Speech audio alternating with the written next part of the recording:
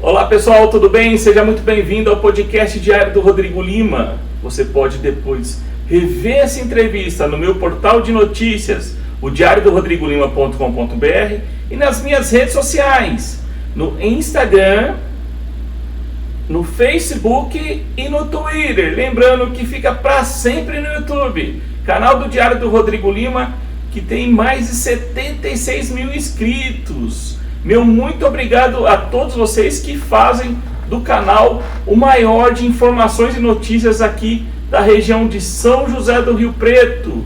E hoje aqui comigo eu recebo o cardiologista, o Dr. Elzo Matar, ele que é cardiologista, professor da FAMERP, vice-diretor clínico do Hospital de Base, o HB, e diretor regional da Sociedade de Cardiologia do Estado de São Paulo, a SOCESP. Doutor, a lista é grande, hein? Meu muito obrigado pela presença do senhor aqui no podcast Diário do Rodrigo Lima. Rodrigo, eu que agradeço o convite, é um imenso prazer estar aqui com você e a gente poder bater um papo sobre um assunto tão importante que é o problema do coração, né? Sim. Doutor, quem vem aqui no podcast Diário do Rodrigo Lima ganha presente, em agradecimento pela presença. Vou passar aqui as mãos do senhor, o café Bem Brasil. Ele tem essa válvula aqui à frente, se o senhor levar e apertar, o senhor pode sentir o aroma do café. Espetacular, espetacular. Você toma muito café, doutor? Muito, Rodrigo. A gente tem que ficar acordado. Muito plantão? Muito plantão, muito paciente. Sim. Não tem hora, né? Então a gente acaba abusando um pouquinho. Mas, muito bom, muito bom. Esse é o Café Gourmet, que é um dos nossos patrocinadores aqui. Espetacular, espetacular. Sim. Obrigado. De Guapiaçu, doutor. Guapiaçu, pertinho. Pertinho. E pessoal, nossos outros patrocinadores também, quem faz o nosso cenário aqui, a Cortina e Companhia, os Móveis Colúmbia também aqui conosco, novo patrocinador aqui, o segundo episódio, a Mari Rio Pescados. Meu muito obrigado a vocês por estarem aqui com a gente no podcast. A Noroeste Construtora Paulista também, a construtora que foi responsável pela construção da rodoviária de São José do Rio Preto. O Guaranapoti também conosco, Guaranapoti, que está patrocinando os times da região no Campeonato Paulista. Investe muito no Novo Horizontino, o Mirassol, times da região aí, nós vamos ficar na torcida aqui no Paulistão, hein? Só não pode ganhar do Santos, hein, doutor? Você torce pra quem? Sou flamenguista. Flamenguista, tá certo. O Sindicato dos Empregados no Comércio de São José do Rio Preto, os Sincomerciários também com a gente durante 2024. O Colégio Batista Rio Pretense, meus agradecimentos. Lembrando que está lá com as matrículas abertas, hein, pessoal? Se você quer um colégio aí com uma educação de qualidade para os seus filhos e educação cristã, o Colégio Batista aqui de São José do Rio Preto também, e a Água Levite também conosco. E não posso deixar, doutor, o senhor está bem vestido também, a gente também está bem vestido para parecer bonito na tela, né? A Estivanelli, a marca de roupa que me veste, a Estivanelli, sempre parceira aqui também, a Estivanelli do Plaza Avenida Shopping. Doutor, se o senhor precisar de renovar o guarda-roupa, o senhor vai lá no Estivanelli do Plaza Avenida Shopping. O senhor conhece a Estivanelli? Conheço muito. Excelente Estivanelli. O senhor já utiliza, já usa? Tem roupa Estivanelli, sim. Tem camisa Estivanelli, tenho sim. Bacana. De muito bom gosto, Se for lá no Plaza, o senhor fala lá que tem desconto. O pessoal gosta de um desconto. Posso levar o vídeo, né? Pode levar, ó, time lá, ó. Eu vou levar o vídeo. Certo. Doutor, olha, meu muito obrigado. Doutor, a gente batendo um papo antes de iniciar aqui o podcast, a gravação, aqui nos bastidores, a gente comentando uma situação que me incomoda muito atualmente, que são as mortes de pessoas jovens. Sim. E a correlação, pessoas querendo fazer correlação, aquele conhecimento do WhatsApp, né? Sim. Se você fala que alguém teve algum mal súbito, a pessoa já quer fazer uma relação entre a morte da pessoa e a vacina, especialmente a vacina da Covid. Exato. Então, o senhor até como representante aqui da SOCESP, queria iniciar o podcast tirando falando sobre esse tabu, esse mito, né, doutor, que é essa questão. Como é que o senhor avalia isso? Rodrigo, isso é uma grande preocupação para toda a área médica, né?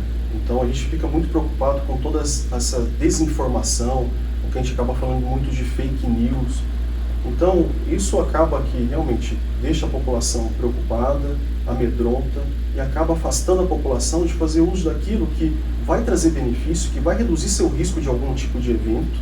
No caso do Covid, poxa, a gente está mais do que, como é que eu digo, a gente tem muitas já evidências, conhecimento de que a vacina ela teve sua eficácia de reduzir realmente os quadros mais graves, diminuir o número de internações hospitalares, diminuir o número de pacientes em UTI. Então, se a população fica realmente amedrontada, fica aí realmente preocupada com o uso, achando que vai ter algum tipo de efeito colateral e acaba deixando de fazer uso desse medicamento, deixando de ter o benefício desse medicamento, as suas consequências são voltar a lotar os hospitais, voltar a ter complicações e comprometer toda a vida de muitas pessoas. Né? Não tem nenhuma relação Covid e doenças cardíacas, doutor? Tem uma relação muito forte, Rodrigo. A Covid, ela não é uma doença pulmonar, ela é uma doença sistêmica. E como uma doença sistêmica, ela atinge muito os vasos sanguíneos. Então ela gera um processo inflamatório nos vasos sanguíneos. E esses vasos podem ser até os vasos do coração, as coronárias, que são as artérias principais que levam sangue e nutrem o músculo cardíaco. Esse acometimento, esse processo inflamatório, vai acabar gerando ou uma vasoconstrição, quer dizer, o vaso ele vai ficando mais estenosado, isso pode gerar isquemia por estenose, mas também o processo inflamatório gerado pode instabilizar alguma placa de gordura que tenha no coração. Placa de gordura que é formada por fatores de risco como hipertensão, diabetes, colesterol elevado, envelhecimento. A plaquinha está lá quieta, mas a pessoa ela pegou o Covid, aquele processo inflamatório pode fazer com que a placa rompa e oclua o vaso, levando a um infarto. Além disso, o Covid ele acaba tendo também um certo tropismo, quer dizer, uma preferência de entrar também no músculo cardíaco, na célula do músculo cardíaco. E essa entrada na célula ele gera tanto uma destruição da célula por ação própria, quanto também por uma ação estimulada por uma atividade inflamatória intensa que ele gera, e levando ao que a gente chama de uma miocardite, ou uma inflamação no músculo cardíaco. Você junta o processo isquêmico do risco do infarto e o processo inflamatório de uma miocardite, um risco muito grande de arritmia e morte súbita. Sim. Doutor, e a pessoas aos exames para descobrir digamos assim, esses sintomas, há pessoas que ficaram com algum tipo de sequela por conta dessas doenças provocadas pela Covid, há tratamento, ou qual que é a orientação para as pessoas? A orientação é, teve Covid, passe por avaliação cardiológica. No mínimo, um exame físico, um eletrocardiograma, isso tem que ser feito. Tá? Casos mais graves, que precisaram de internação hospitalar, que precisou às vezes até de utilização de suplementação de O2 ou até intubação, tem que fazer um ecocardiograma. Na suspeita de algum comprometimento cardíaco, até algum exame um pouco mais além, como uma ressonância cardíaca, mas tem que investigar. O que a Covid trouxe, talvez de consequências cardíacas assim, crônicas, a gente tem algumas evidências de que houve um aumento no aparecimento de hipertensão arterial, tanto de casos leves quanto casos mais graves. Então, um indivíduo que teve, um paciente que teve realmente um Covid leve, ele teve em 6 meses de pós-Covid uma chance de 10% a mais em relação a quem não teve de gerar aí hipertensão arterial. O indivíduo que já teve um quadro mais grave é o dobro de chance de se tornar um hipertenso nesse período de 6 meses. Então, tem que se tomar muito cuidado no pós-Covid. E um alerta que eu faço teve Covid, então, antes de iniciar a atividade física, passe por uma avaliação cardiológica. Porque o risco da arritmia está principalmente quando você faz alguma atividade. Sim. O que é arritmia, doutor? A arritmia de forma bem popular, é um descompasso do coração. O coração começa a bater de forma fora do ritmo, fora do seu ritmo próprio. E a arritmia, a gente tem diversos tipos de arritmias, mas as arritmias que nos preocupam são as arritmias que a gente chama de arritmias ventriculares, ou taquicardias ventriculares, ou fibrilação ventricular, que são arritmias que podem levar à parada cardíaca. E o processo inflamatório no músculo, ou um quadro de uma isquemia importante, como um infarto grande, isso tudo pode gerar essas arritmias. Sim. Então, E isso nos preocupa. qual que é a sensação da pessoa? Se ela sabe ou não se ela está com arritmia? Porque algumas pessoas nem sabem, né? Sim. Ela vê que o coração acelerou, mas ela não sabe em que momento, ó, será que é uma arritmia? Eu estou forçando um pouquinho. Exato. No caso dessas arritmias que eu falei, ventriculares, que são arritmias que nos preocupam mais, são arritmias mais malignas, muitas vezes o paciente não tem sintoma nenhum, porque ele acaba evoluindo com parada cardíaca. Tá? Às vezes são Ele não sente parada. dor. Muitas vezes pode ser precedido por uma dor torácica, o aparecimento da arritmia, que pode ser no caso de um infarto, pode ser precedido também por um quadro de uma insuficiência respiratória, que também pode simular aí o quadro de um infarto. Mas no caso de uma arritmia maligna, muitas vezes o sintoma é a síncope, a perda de consciência, é a parada cardíaca. Agora, como eu disse, a gente tem diversas outras arritmias. A gente tem desde extrasístoles, que são batimentos fora de hora, que é muito comum, é aquela sensação que você tem o coração batendo certinho, compassado, mas de repente ele descompassa, mas ele volta logo para o ritmo normal.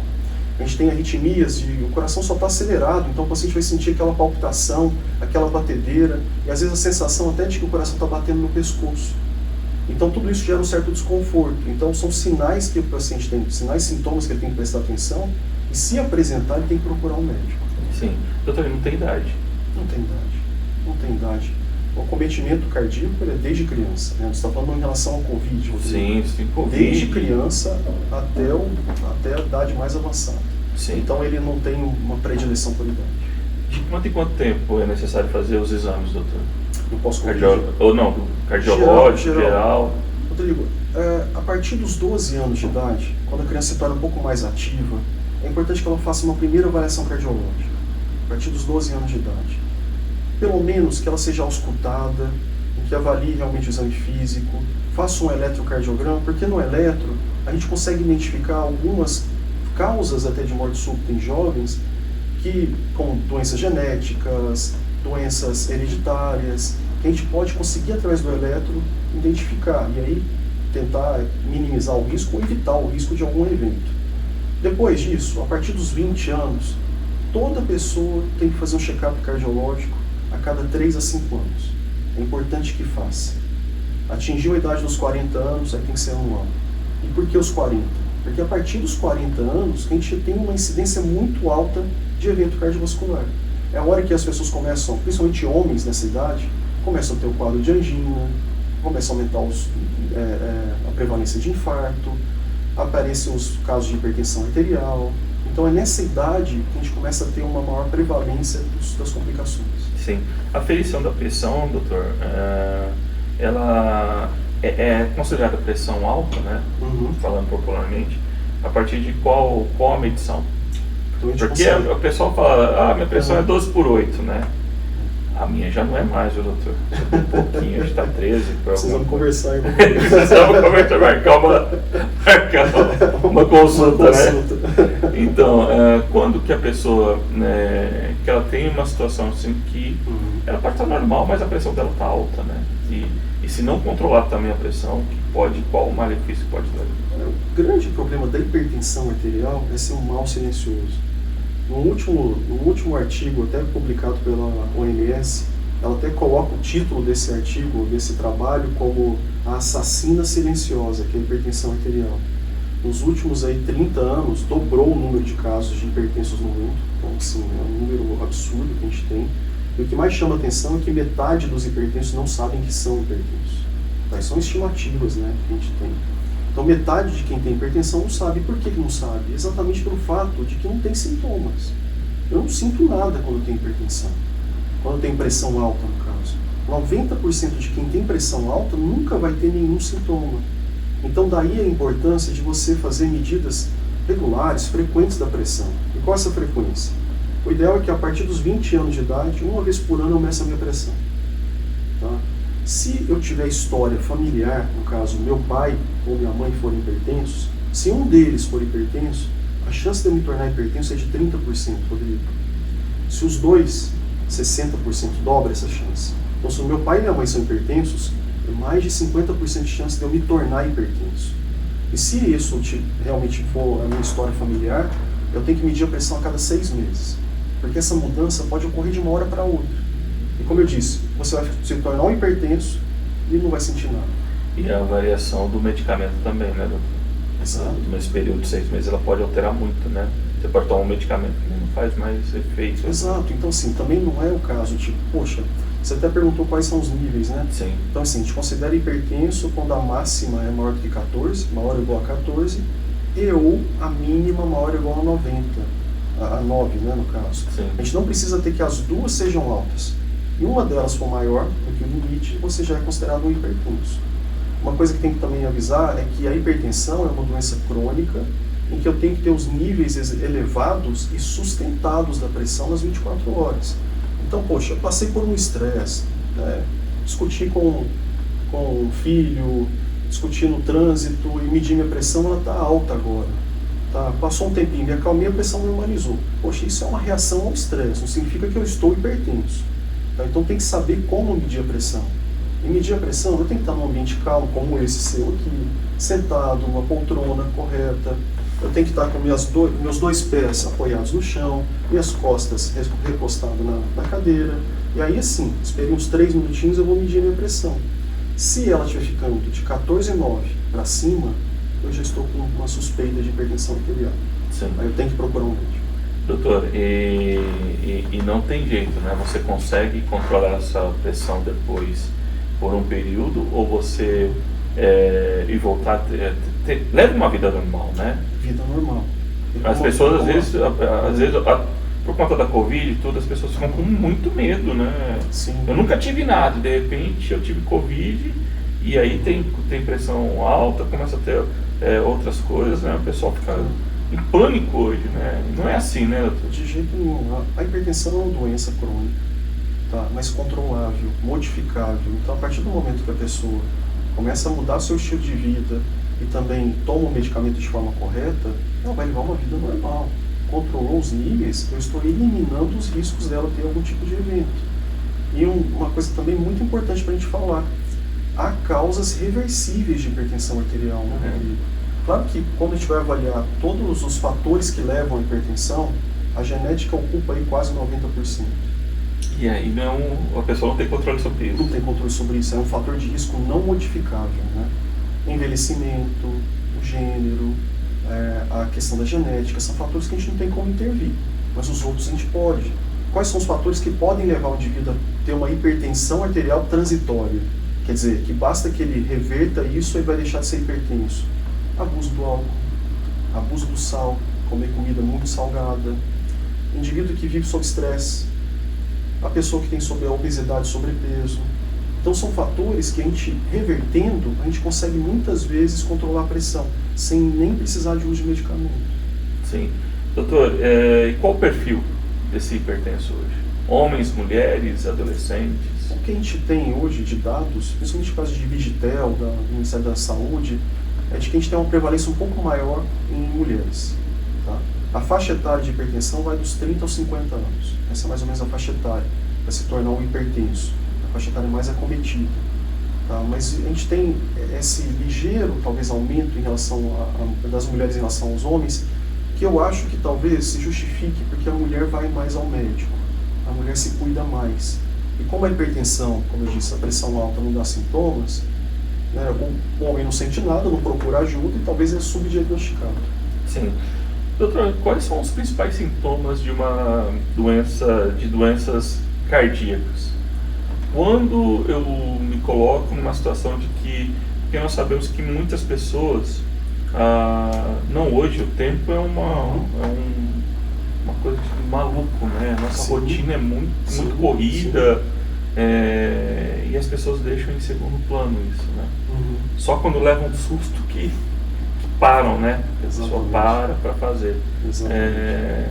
Quais são os principais sintomas e dá para ficar atento num banho, descobrir se você sentir alguma situação, o braço formigando, quais são os alertas que no dia a dia a pessoa pode ficar ligada, que olha, se sentiu isso, não deixar passar, né, doutor? Não é comum, né? Se você não tem. A pessoa tem que prestar atenção no seu corpo, né, Rodrigo? tem que prestar atenção em você, né? Então, o que a gente tem que se preocupar? Poxa, eu comecei a ter um desconforto no peito, ou uma dor no peito, comecei a ter uma falta de ar que eu não tinha antes, um cansaço ao esforço que eu não tinha antes. Poxa, eu subia os 2 lances da minha casa, lá de escada da minha casa, e não sentia nada. Hoje eu subo um lance e estou cansado demais. Tá diferente. Comecei a ter um pouco de inchaço nas pernas. Isso também é um sintoma que eu tenho que ir atrás, um sinal que eu preciso investigar. Palpitação, sentir o coração batendo diferente, ou acelerado ou descompassado. Alterações até neurológicas, porque se o meu coração está funcionando bem, às vezes interfere com o fluxo cerebral. Então, síncope, desmaio, perda de consciência, isso pode ser um sintoma cardiológico.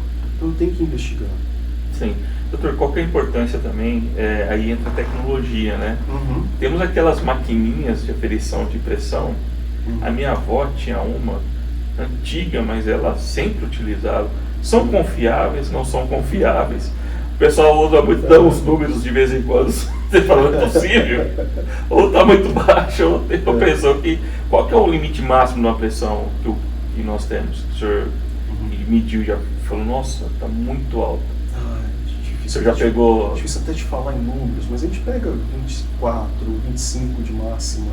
Nossa, sistólica, né? São os 25 extremos, né? E aí no... São os extremos, né? Aí 25 por 12, por 13, então são os extremos. Aí, doutor, aí tem que... mas assim, medicamento sublingual para reduzir. A medicação sublingual a gente não usa mais, Rodrigo. Não utiliza mais? Não utiliza. A gente tem que, quando a gente, no caso, numa crise hipertensiva, num pico hipertensivo, que é uma elevação abrupta da pressão, a primeira coisa que a gente tem que identificar é se está tendo lesão de órgão-alvo ou não, a gente fala. Quer dizer, essa pressão está comprometendo o rim, está comprometendo o coração, isso de forma aguda. Está causando aí talvez uma angina, um infarto, está paralisando o rim, está causando alguma lesão cerebral, a ponto da pessoa ter uma cefaleia intensa, perder nível de consciência, quer dizer, está tendo água no pulmão, como edema agudo de pulmão. Se tiver, é uma emergência hipertensiva. Aí nesse caso a pessoa vai ficar num cenário de uma UTI, vai ficar monitorizado, e o medicamento que vai abaixar a pressão dela, vai ser um medicamento na veia, tem que abaixar de forma muito gradativa. Porque redução muito rápida da pressão também gera danos. Porque o cérebro, o coração, o rim, eles estão lá sendo extremamente perfundidos com uma pressão extremamente elevada. Eu tenho que ir reduzindo aos poucos, porque senão eles sentem também aquela retirada abrupta de pressão. Já o cenário em que eu não tenho a lesão do órgão-alvo, em que o indivíduo só tem o pico da pressão, isso aí eu posso ir reduzindo de 24 a 48 horas. E aí eu dou medicamento oral, ele toma comprimido. O sublingual a gente não usa mais, quer dizer, a gente ainda tem medicamentos sublinguais, mas não no cenário da crise hipertensiva. Mas antigamente a gente usava muito o Adalat sublingual, não sei se você lembra disso, Rodrigo. Mas o Adalat ele foi associado a causa ou gera como consequência quadros de AVC em idosos. Hoje então o uso é exceção. É exceção. Doutor, e as máquinas que são confiáveis? São confiáveis, não são? Olha lá que a gente fala, porque o pessoal, vixe, agora eu utilizei isso a minha vida toda, né? Porque a farmácia não afere mais pressão, né? Algumas farmácias. Não estão. Postinho de saúde, né? Exato. A própria consulta médica com o médico, né? Sim. E as maquininhas, né? O pessoal usa em casa, né? Como tudo, a medicina também evoluiu, né? E a tecnologia chegou na medicina, né, Rodrigo? Hoje já se fala até em medidor de pressão sem ter o manguito, né? Sem ter que apertar o braço, apertar o punho. Tá? Daqui a pouco a gente vai ter aí aparelhos que vão medir a pressão só com aquela luzinha, a fotoplastimografia, né? Que a gente tem não fugiu o nome, no smartwatch, não pode falar o nome, né? O iPhone? Pode? Pode, do iPhone ou do smartwatch deles lá, esqueci o nome também do reloginho deles. Né? Sim. Tá, mas daqui a pouco a gente vai ter aparelhos que vão medir a pressão sim. Mas hoje o que a gente tem disponível no mercado, esses automáticos, que a pessoa coloca o manguito, aperta o botãozinho e fica sentado, a grande maioria deles são validados, são bons, pode utilizar. A questão é, eu tenho que saber se eles estão calibrados. Tá? E todo ano, a calibragem deles dura um ano. Todo ano eu tenho que levar em alguma referenciada e fazer essa calibragem. Porque senão vai perder o valor. E é muito perigoso você utilizar um equipamento desse, ele estando desequilibrado, estando descalibrado, né? Pode falsear para mais, mas se falsear para mais eu vou procurar um médico. Mas o duro é falsear para menos e achar que eu ficar iludido de que eu estou com uma pressão controlada. Em relação a esses aparelhos, o que é importante também falar é que a gente tem os aparelhos de pulso, né, e tem os aparelhos de braço. Os que são melhores e mais validados são de braço. Então, na hora de optar por comprar um aparelho de pressão automático, opte pelo de braço. Sim. Doutor, queria abordar com o senhor também um assunto que sempre, vira e mexe, a gente tem acesso às informações, que é a automedicação, e se fala muito da questão das aspirina. E a pessoa, tem pessoa, culturalmente, ela ouviu falar isso lá atrás, igual, para mim foi uma informação nova, sempre aprendendo, né? A gente não convive com um ambiente de medicamento, tem que tomar um medicamento, para a pessoa sublingual, o senhor falou, não utiliza mais, mas eu tenho lá atrás a referência de que as pessoas utilizavam, né? Hoje já não utilizam mais. Essa automedicação, doutor, quanto que é perigoso a automedicação para as pessoas com pressão alta e uso de aspirina? Também mudou também todo... eu acho que dá até para casar as duas perguntas, né, Rodrigo? Porque o que a gente vê de gente fazendo automedicação com aspirina também, né? Porque escutou que o vizinho, ou que o tio, ou que alguém está fazendo uso porque vai te proteger. Há bem pouco tempo atrás, a gente fazia muito uso da aspirina para prevenção primária de evento cardiovascular. Quer dizer, prevenir AVC e infarto. Tá? O que é prevenção primária? É aquela pessoa que tem um risco alto de ter o evento. Poxa, tem uma idade avançada, é diabético, é hipertenso, é tabagista, tem colesterol alto. Poxa, a chance dela ter um infarto nos próximos 10 anos é alta. Então, vamos fazer o uso da aspirina para ver se eu previno o evento, para prevenção. Agora, a gente usa também a aspirina para prevenção secundária, que é aquela pessoa que já teve o evento. Esse que já teve o evento, tá, mais do que sacramentado, tem que usar, diminui muito o risco de um novo evento, tá, tem que continuar utilizando, seguindo as orientações do seu médico. Mas esse de prevenção primária, que é tomar sem nunca ter tido nada, isso hoje a gente não tem utilizado mais, Rodrigo. Porque de 2018 para cá, a gente teve uma série de estudos clínicos que evidenciaram que o benefício de se utilizar o medicamento não compensa o risco de um sangramento que ele possa trazer, principalmente na população acima de 70 anos. Então, entrando na automedicação, né, não utilize sem falar com o seu médico. E aí, é qualquer tipo de medicamento. Aquilo que é bom para um pode não ser bom para outro. Dependendo do que for o medicamento, poxa, eu posso ter uma intolerância, ou eu tenho algum tipo de patologia, alguma doença, em que aquele medicamento vai fazer alguma complicação na minha doença. Então, e não é só medicamento, né, Rodrigo? O que é muito comum a gente ver no consultório é chá de 50 ervas, infusão não sei do que, suplemento, substância detox. Então a gente vê muita coisa no consultório de que a pessoa ou aprendeu na internet, ou leu em rede social, ou foi algum tipo de conhecido que receitou. E a gente pega no consultório, às vezes, hepatite tóxica ou hepatite medicamentosa pelo uso dessas substâncias. Então é grave, não é uma coisa tão inocente. E para fazer a desintoxicação do paciente, é de que forma, doutor? Aí tem que internar o paciente, tem que avaliar qual o grau de comprometimento, e às vezes pode ser muito grave, né, Rodrigo?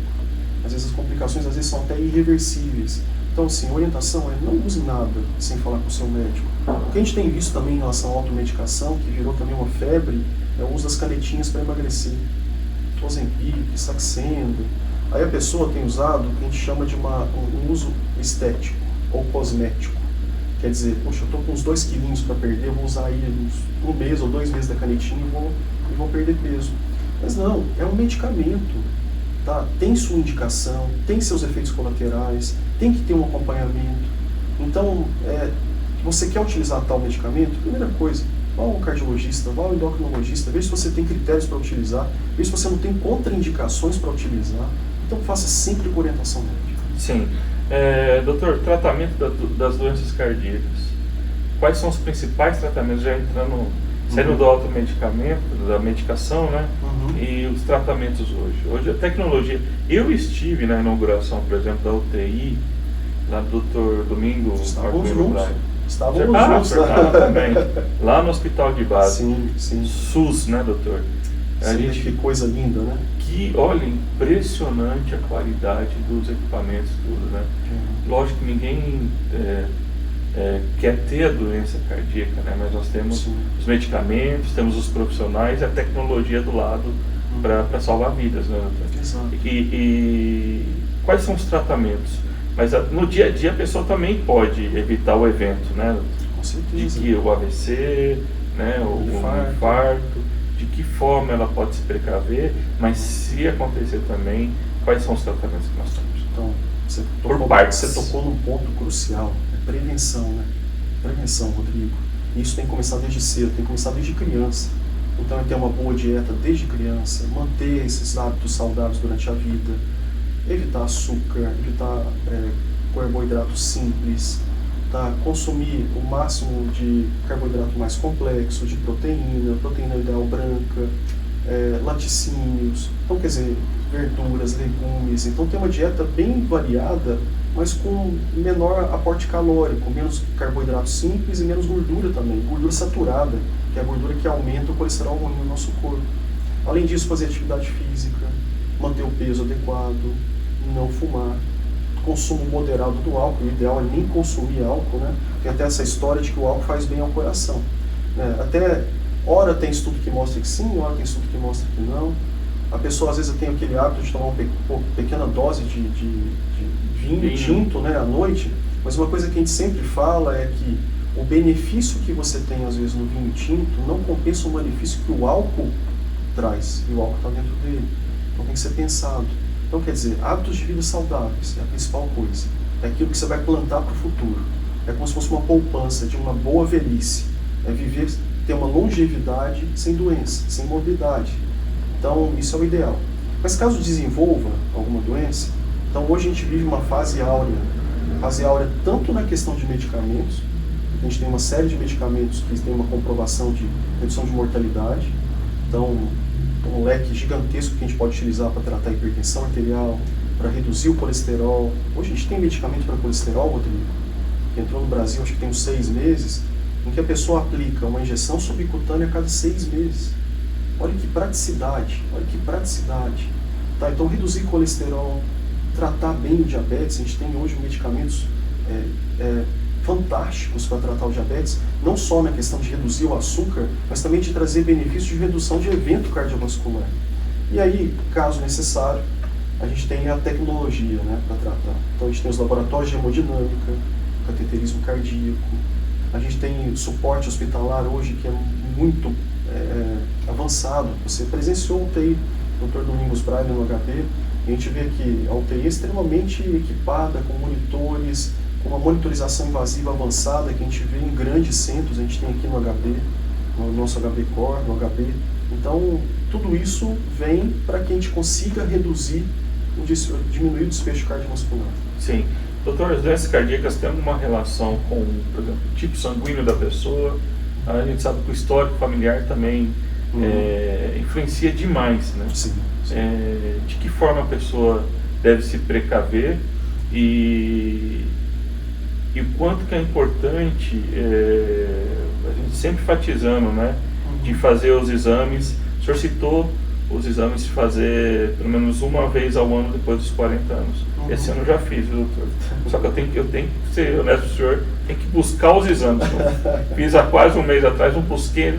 A gente deixa um pouquinho, né, por conta da falta de tempo, a gente tem que acabar priorizando outras coisas. E queria saber que o senhor, o histórico familiar, leva quanto que é importante isso na vida do paciente. Sim. E o senhor, quando faz as consultas, faz esse levantamento prévio da vida pregressa da pessoa? É muito importante. Nós só vamos falar naquela questão do tempo. Quem não arruma tempo para cuidar da saúde, vai ter que arrumar tempo para cuidar da doença. Tá? Então arruma tempo para buscar seu exame. Eu vou buscar. Mas em questão da história familiar, é extremamente importante quando a gente fala em doenças cardiovasculares. Muito importante. Então, se a pessoa tem um parente de primeiro grau, principalmente pai e mãe, em que o pai, antes dos seus 55 anos, e a mãe, antes dos seus 65 anos, tiveram algum evento, AVC, infarto, angina, oclusão de alguma artéria, isso representa um grande fator de risco para a pessoa.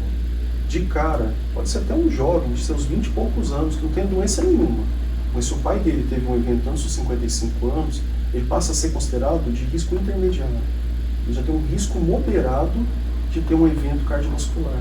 Então, para essa pessoa que tem um histórico, eu já preciso manter uma meta de pressão um pouco melhor para ele. Eu preciso manter o nível de colesterol um pouco menor do que na população geral. Eu preciso orientá-lo a mudar o estilo de vida, ou ter um estilo de vida saudável o máximo possível. Então, eu preciso, de forma até incisiva, pedir para que ele faça, porque ele tem uma genética ruim.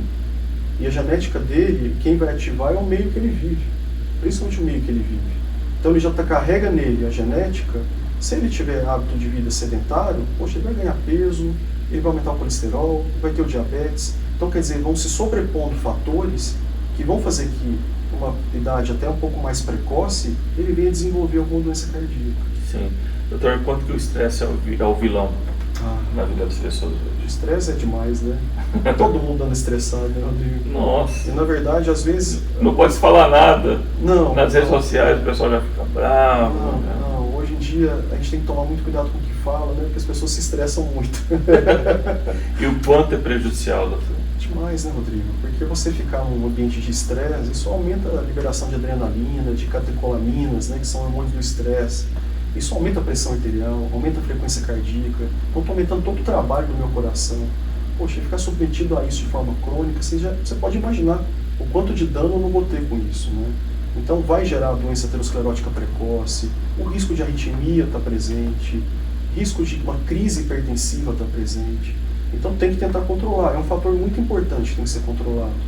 O duro que, às vezes, é um fator que depende de tantas outras, ou tantos outros fatores, vamos dizer assim, né?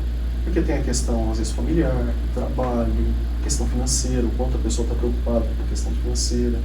Mas ela tem que tentar ver, dentro de todo o conflito que ela vive, dentro de todo esse estresse, aquilo que ela consegue ter de válvula de escape. Porque tem que arrumar uma válvula de escape. Eu sempre indico para meus pacientes, a principal válvula de escape é um esporte. Vá praticar um esporte. Vá se achar, se encontrar em alguma coisa que ele gosta de fazer. Não só esporte, às vezes algum trabalho voluntário, às vezes algum tipo de arte, quer dançar ou quer aprender pintura. Aquilo, nem que seja meia hora no dia, já funciona como uma higiene mental. Isso vai diminuir um pouco o estresse da pessoa. Sim. Doutor, a gente já falou de esportes, a caminhada é importante também.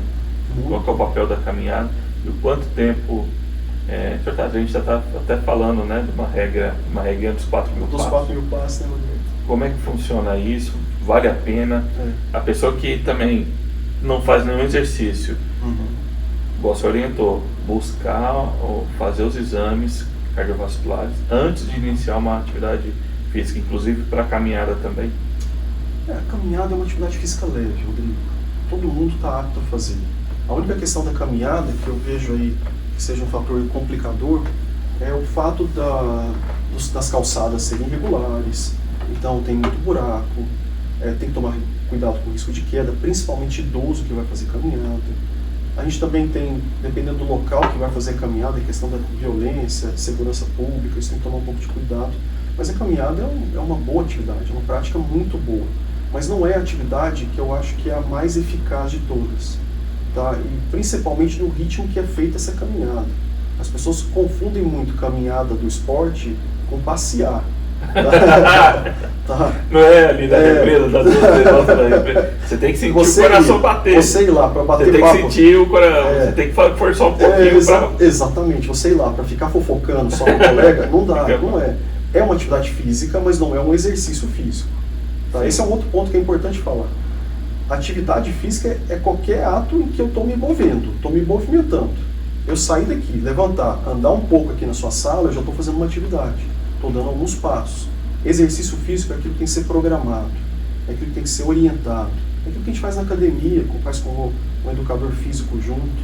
A atividade física é tão importante quanto o exercício. Então, o que é importante a gente fazer? Colocar a atividade no nosso dia a dia. Aí você entra nessa questão dos passos, né, os 4.000 passos. É porque cada hora sai uma evidência de que mostra a quantidade de passos ideais que você tem que dar por dia para reduzir seu risco cardiovascular. Antigamente pensava-se que eu tinha que atingir um nível de 10.000 passos dia para realmente reduzir o risco de eu ter um infarto ou AVC. Hoje não. Hoje sabe-se que se você tiver mais do que 4.000 passos por dia, você já está reduzindo o seu risco, diante daquele que não anda nada, daquele que é sedentário. E como que eu vou saber se eu estou dando a quantidade de passos certo? Uma forma prática é o celular hoje. O celular hoje tem aplicativo que conta os seus passos. Relógio hoje conta os seus passos. Mas também de uma forma bem prática, a cada 1 minuto de caminhada, mas pode ser num ritmo mais ou menos, tá? Não precisa ser rápido não, mas mais ou menos 1 minuto de caminhada corresponde a 120 passos. 10 minutos de caminhada, 1.200 passos. 30 minutos, poxa, passou de 3.000 passos. Se eu pegar que eu tenho 24 horas no dia, custa andar 30 minutos, Rodrigo? E não é andar direto, tá? Não é andar direto. Poxa, caminhei da minha casa até o trabalho, andei 15 minutos. Cheguei no trabalho e sentei. Fiquei no trabalho até a hora do almoço. Na hora do almoço, poxa, dá uns 10 minutinhos de caminhada depois que você comer. Foi bom ter do trabalho para minha casa, andei mais 10, 15 minutos. Poxa, andei 45 minutos, 50 minutos no dia. Quanto isso representa de passos? Eu já vou estar reduzindo meu risco. Sim. Doutor, para ter, lógico, exercício, quais outros hábitos que eu tenho que ter para melhorar a saúde do meu coração? Além se eu não posso fazer exercício físico, além da alimentação, quais outros hábitos que eu posso ter para levar para ter uma saúde boa? Ter uma longevidade sem doença, né? Rodrigo, esse é o principal desafio, né? Exatamente, esse é o desafio, mas a questão é por que a pessoa não pode fazer atividade? Então essa é uma questão que tem que ser vista. Às vezes o joelho não... mas aí que tá, eu acho que tudo pode ser adaptado. Não pode trabalhar as pernas, trabalha os braços, faz um pouco de musculação para os braços, tá? Faz um pouquinho de abdominal. Não pode porque não pode ter impacto. Vai para a água, faz hidroterapia, hidroginástica, natação. No calor de Rio Preto é bom, hein, doutor? Pode demais. No calor de Rio Preto. Hoje, inclusive, aqui a cidade, nós estamos no dia de gravação que nós estamos fazendo aqui, está muito quente. A sorte que aqui é climatizado, né? Mas hoje está realmente tá fora do comum, né, esse calor de hoje. Não tem desculpa. Tem que fazer, tem que se mexer. Tem que tentar se movimentar.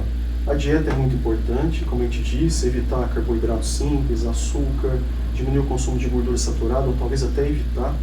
As pessoas podem se perguntar onde tem gordura saturada. É a carne vermelha, a carne gorda, o leite gordo, queijo amarelo, sorvete, chocolate, biscoito recheado. E agora tem uma nova identificação, né, de rótulo nos alimentos, que está lá, alto teor em açúcares, alto teor em gordura saturada. Aquilo para mim é um inibidor de apetite gigantesco. Várias vezes eu tive vontade de comer lá uma bolacha, um chocolate, na hora que eu olho aquilo grande, Rodrigo, aquilo me inibe de uma tal forma. Então sim, as pessoas têm que começar a tomar cuidado nesses alimentos que têm esses rótulos, alto teor de açúcar, alto teor de gordura saturada. Evite, isso vai te trazer algum tipo de complicação depois. Não fumar, tá? E o fumar também, cigarro eletrônico, a gente está vendo esse vício agora, essa epidemia do cigarro eletrônico, ele é tão ou mais maléfico do que o cigarro comum. Cigarro de palha, que eu tenho visto muito no consultório, as pessoas se enganarem e achar que fumar o cigarro de palha é um pouco mais inocente ou mais saudável do que o cigarro normal, porque é natural, não tem produtos químicos. Um cigarro de palha equivale a 6 do normal. Então, quer dizer, uma pessoa que fume 10 cigarros de palha, ela está consumindo 3 maços de cigarro do normal. E achando que está sendo natural e consumindo pouca coisa. Então, não fumar, não beber, ou beber, ter um consumo moderado. Claro, a pessoa gosta de ter lá, tomar seu vinho tinto, tomar seu vinho branco, rosé. Vai tomar a sua quantidade moderada, sem exageros. Não é para tomar todo dia também. Se hidratar nesse calor, né? E o ideal é que a gente tome aí em torno de 35, 40 ml por quilo de água por dia. Então cada um pode até fazer sua conta para ver quanto você precisa tomar de água por dia. Mas quanto mais, melhor. Dormir. Dormir é importante, a gente precisa dormir, faz bem para o cérebro, para a memória, para o raciocínio, diminui o estresse. Dormir não é tempo perdido, não. Dormir bem faz bem para o coração. A gente tem que dormir de 7 a 9 horas por noite. Menos do que isso, eu posso estar realmente representando um risco para o meu coração. Sim. Doutor, a importância, o senhor falou em dormir, aquela sonequinha sexta, na Espanha é muito comum, né? E nós temos principalmente as pessoas na melhor idade, e fazem uso desse hábito, né, da cesta. É recomendável ou não? O senhor acha que é importante? O senhor defende? Eu não defendo, Rodrigo, porque eu acho que interfere muito com a qualidade do sono noturno, tá? Eu acho que interfere um pouco. E depende também muito do quanto a pessoa vai dormir nesse pós, né? Um pós-almoço aí, nesse Acordado 6 horas da pós-prandial tarde. aí, né? Porque assim, uma sonequinha de 10, 15 minutos, eu acho que vai bem. Mas o duro é quando a pessoa extrapola e já dorme um pouco mais. Acho que aí vai interferindo com o sono noturno. Aí atrapalha na qualidade de vida. Atrapalha a qualidade de vida. Doutor, em que momento o coração, não estando legal, atrapalha na qualidade de vida da pessoa? O que a pessoa pode... A gente falou aqui, a gente está batendo muito na tecla dos exercícios e tal. A pessoa sente ela sente a perda da qualidade de vida e quais são os fatores que isso fica nítido na vida dela? O senhor falou na falta de ar, tem mais algumas outras dicas que a gente deixar? O que mais compromete a qualidade de vida é a via final de toda doença cardíaca, que é a insuficiência cardíaca, ou coração fraco, o que o Faustão teve, né, que precisou até do transplante cardíaco. O que leva à insuficiência cardíaca? A pessoa que infartou e não foi bem tratada, ou não tomou os medicamentos de forma correta, o caminho final desse infarto é virar uma insuficiência cardíaca, um coração fraco. O hipertenso, quem tem pressão alta que não trata de forma correta, o coração submetido a essa pressão durante a vida, ele vai ficar fraco no final da vida. Diabetes, excesso de álcool, doença de Chagas, tudo isso pode comprometer o coração. E uma vez que se instala essa doença cardíaca, essa insuficiência cardíaca, isso compromete muito a vida da pessoa. Porque ela passa a ter falta de ar, e falta de ar aos mínimos esforços, Rodrigo.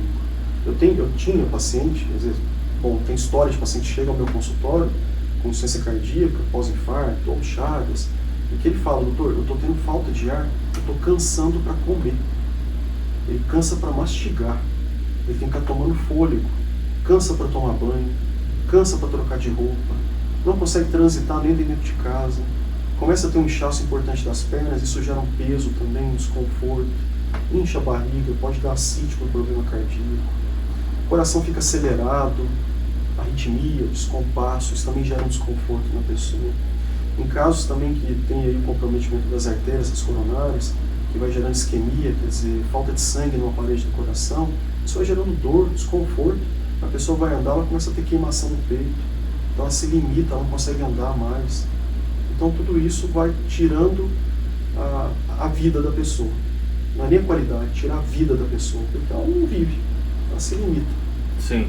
Doutor, a gente sabe que Rio Preto é um centro de transplantes de órgãos, né? Nós somos referências em algumas modalidades, inclusive. Como é que o senhor avalia hoje a questão do transplante de coração e se as pessoas fazem a doação? O senhor também faz o transplante ou não? Não participo, Rodrigo. Não participo. É uma equipe própria no hospital de base que é responsável pelo transplante cardíaco. Sim. Cardiologistas clínicos e cirurgiões cardíacos, que são uma equipe montada que dirige esse departamento. E como é que o senhor avalia hoje o nível do transplante que nós temos aqui em Rio Preto, que é uma referência médica no país, né? Sim, sim. Bom, a gente hoje em Rio Preto a gente tem um transplante pediátrico, cardíaco pediátrico, adulto, está em processo ainda de readequação, mas a gente tem o pediátrico que funciona muito bem, o Dr. Ulisses Crotti, que é o chefe da equipe, você deve ter conversado com ele em algum momento. A estrutura que a gente tem no HCM é fantástica, tanto pré e pós-operatório, cuidado de UTI é indiscutível, a questão técnica do Ulisses também é indiscutível.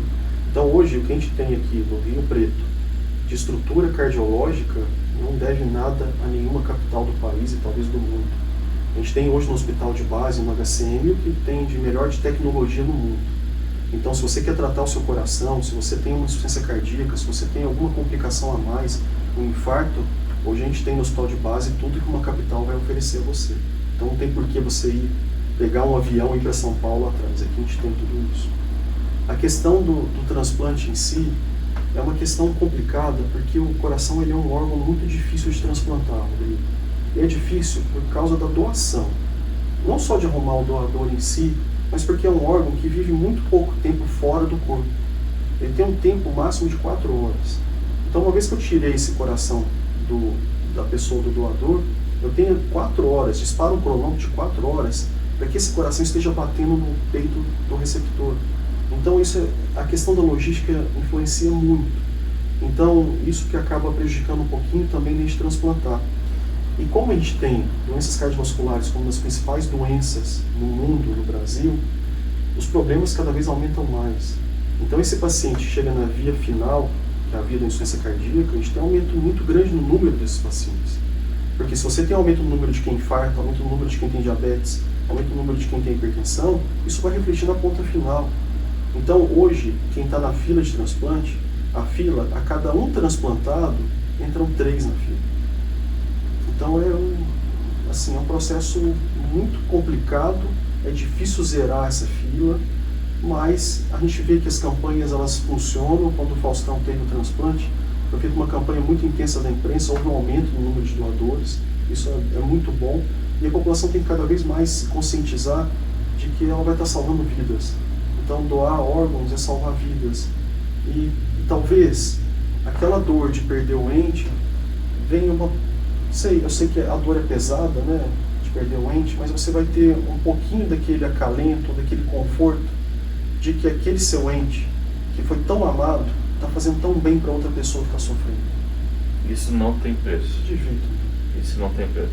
Doutor, temos algumas doenças. Quais são as doenças mais raras do coração? Coração grande. Eu assisti um filme outro dia que o senhor é um vizinho de algumas pessoas. Ele tinha um coração grande, o coração dele grande. E até do Tom Hanks, não sei se você já é um novo que está. O vizinho, não sei o que, o pior vizinho do mundo, uma coisa assim. Isso, eu tô querendo assistir, não dá spoiler. Não, então. não vou falar, mas ele tem essa doença. Sim. E me chamou a atenção que o coração dele é muito grande. Sim. Nesses casos, o que fazer? E o personagem, ele faz o controle, no filme deixa claro isso. Eu vou assistir, ele convive. Curioso. Lá, o senhor e ele faz esse... Eu assisto de forma crítica, tá, Rodrigo? O senhor fala... não. Pra ver se estão tratando ser o mais realista possível, né?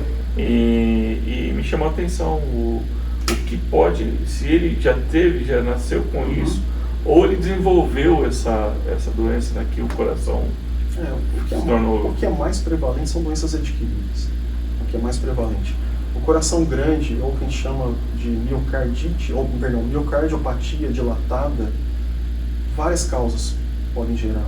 O infarto pode dar um coração grande, Chagas pode dar um coração grande, diabetes pode dar um coração grande. Então a gente tem uma N muito grande de possibilidades. E hoje, como é que a gente trata esse coração grande?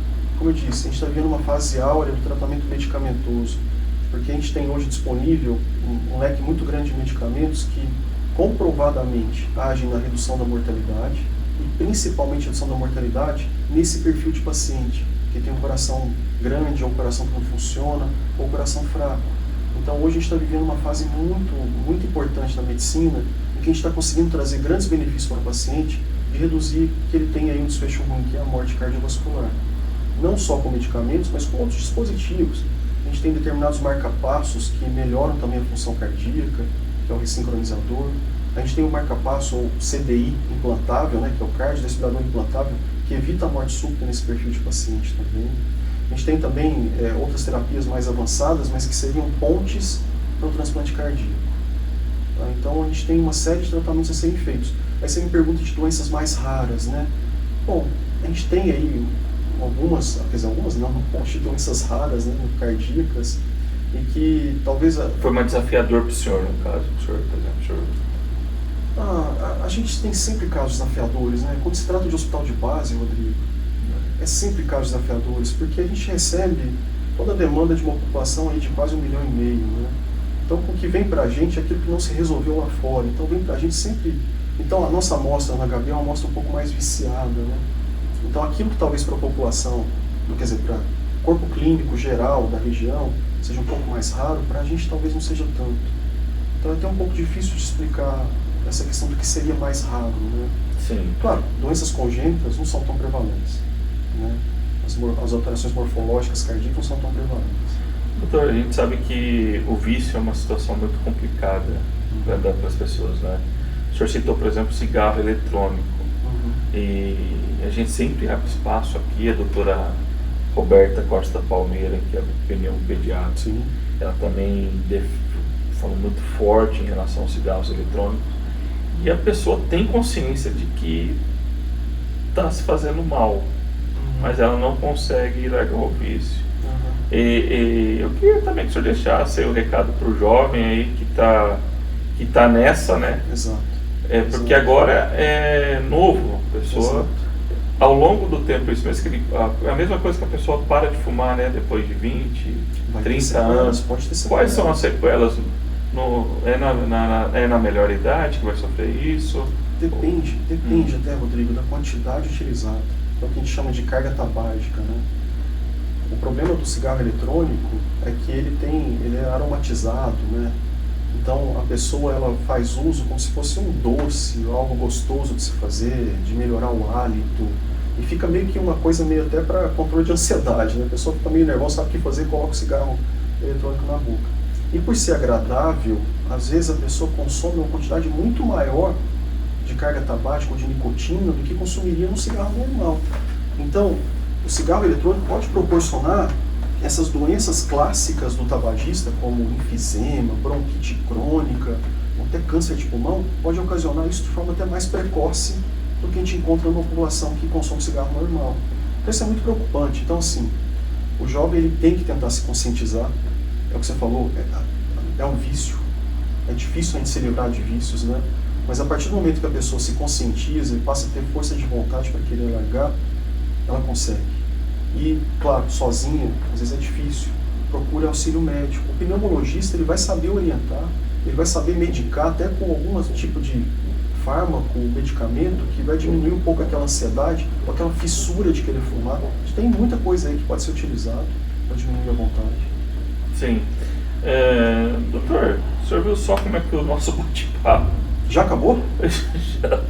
uma coisa assim, né?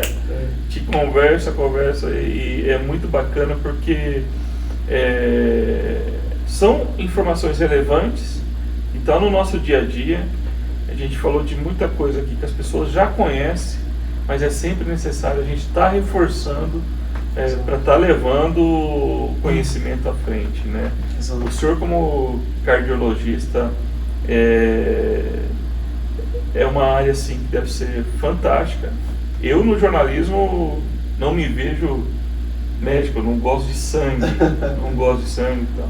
E é de tirar o chapéu, né, doutor? Hoje, igual o senhor falou da tecnologia, o que me encanta muito é o nível de tecnologia que nós chegamos para ajudar a auxiliar as pessoas, né? A inteligência artificial está vindo aqui. Então, e diante disso, qual que é a dica que o senhor deixa para as pessoas que estão passando por problema? Muitos estão sozinhos, não falam com a família, não querem preocupar a família, o senhor, o homem, o pai de família que não quer, não, tá tudo bem, eu não tenho nada, e a família também, isso que eu queria falar, a família tem que forçar esse cara a fazer os exames. Sim. Qual que é a dica que o senhor faz? O senhor deve ter casos assim diariamente também, né?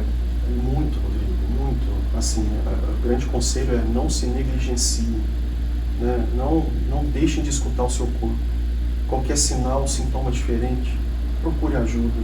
Porque às vezes aquele pequeno sintoma, aquele pequeno desconforto torácico, se a gente consegue identificar de forma precoce, poxa, eu vou evitar um infarto. E quando infarta, é grave, é risco de morte. E se não morre, tem um risco muito grande de evoluir para coração fraco, para insuficiência cardíaca. Então, sentir um desconforto no peito, não faça mais atividade, procure um médico, avise a sua família, comunique. Poxa, sentir uma palpitação, uma batedeira, vai investigar se isso não é uma arritmia. Não fique com isso na cabeça, porque às vezes é uma arritmia importante, é algo que pode trazer algum tipo de complicação. Poxa, você faz atividade física, você joga futebol no sábado, está tendo essa arritmia, você pode ter uma complicação durante o esporte.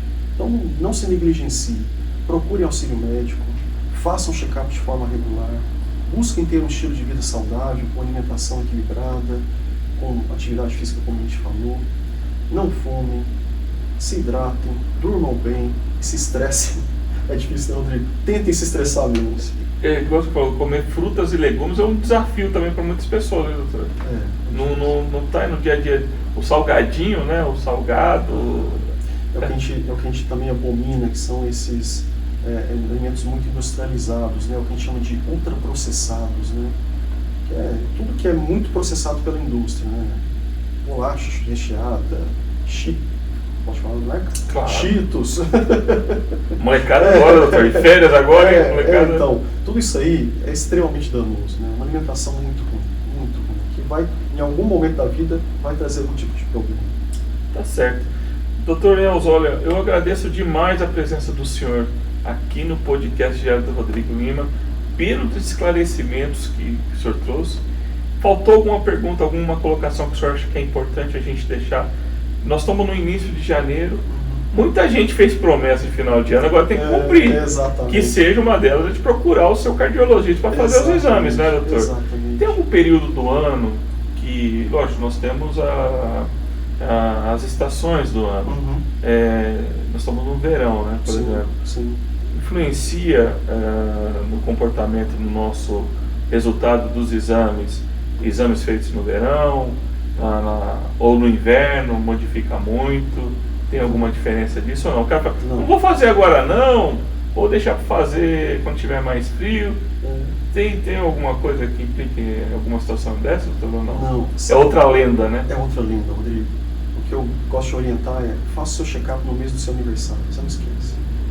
Essa é uma dica boa. No mês do seu aniversário você tira para cuidar de você. Faça o check-up no mês do seu aniversário. E quais os exames? O que o senhor orienta? Vai depender muito da pessoa, tá? Mas exames laboratoriais vão ser necessários, vão precisar ver como é que está o colesterol, como é que está o açúcar, ver a função do exame de sangue. Um exame de sangue, né?